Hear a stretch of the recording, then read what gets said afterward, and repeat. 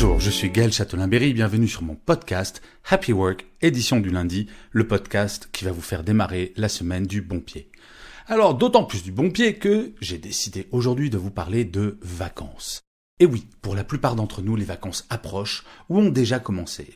Le mot vacances vient de vacante, du latin vacances, participe passé du verbe vacare qui signifie être libre, inoccupé, être inoccupé, oisif, avoir du temps libre. Bon, ça c'était la petite virgule culturelle. Et pourtant, depuis quelques années, ce mot perd petit à petit de son sens. Moi le premier, je l'avoue, je ne coupe quasiment plus jamais de mon travail. Mais je me trouve une bonne excuse. Je ne considère pas mon activité de conférencier, d'auteur et de podcasteur comme étant un travail. Certes, je fais de longs horaires, mais je suis totalement libre, si je le souhaite, de prendre une pause quand je veux dans mon écriture, par exemple. Ce n'est pas un loisir, je vous l'accorde, puisque j'en vis. Mais par rapport à la vie que j'avais en tant que cadre dirigeant en entreprise, vous avouerez que ce n'est pas tout à fait pareil. Nous ne pouvons nier que le numérique a transformé notre relation au temps, à l'équilibre vie privée, vie professionnelle et, malheureusement, rarement en faveur de notre bien-être personnel. Il existe peu d'entreprises conscientes de ce fait et qui agissent de façon concrète pour donner la possibilité à toutes et à tous de prendre une vraie pause, sans penser un instant au travail. Cependant, au niveau d'une équipe, nous pouvons agir très simplement grâce à 3 étapes. La première étape, faire une réunion que l'on va appeler vacances. L'objectif, faire réaliser à toutes et à tous que personne n'est irremplaçable, qu'il est normal de pouvoir couper avec le travail. Si nous avons tendance à nous connecter en dehors des horaires de travail, c'est avant tout une forme de loyauté vis-à-vis de l'entreprise. Et si je pouvais être utile ? Faire une réunion spécifiquement consacrée aux règles à appliquer pendant les vacances permet de déculpabiliser tous les membres de l'équipe en répartissant de façon optimale les rôles de toutes et de tous. Quand tel collaborateur ou collaboratrice est en vacances, qui va reprendre ses dossiers, qui va répondre à ses mails, etc., etc.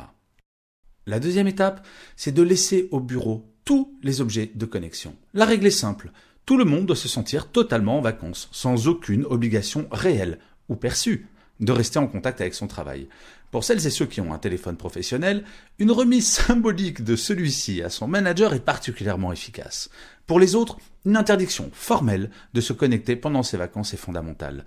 La contrepartie, à son retour, au lieu d'avoir 1000 mails à lire, la personne en charge de reprendre ses dossiers lui aura préparé un résumé de ce qui s'est passé et de ce qui est prioritaire à traiter. Vous allez me dire, et s'il y a vraiment une urgence ?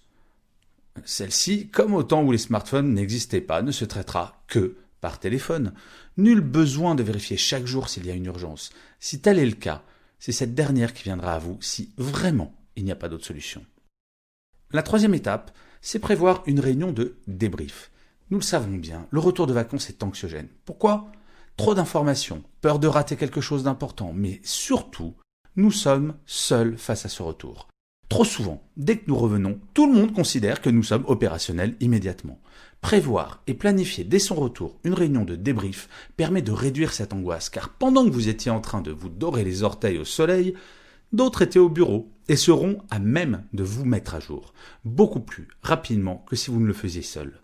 C'est idéalement durant cette réunion que le résumé préparé par la personne en charge de vos dossiers vous sera remis.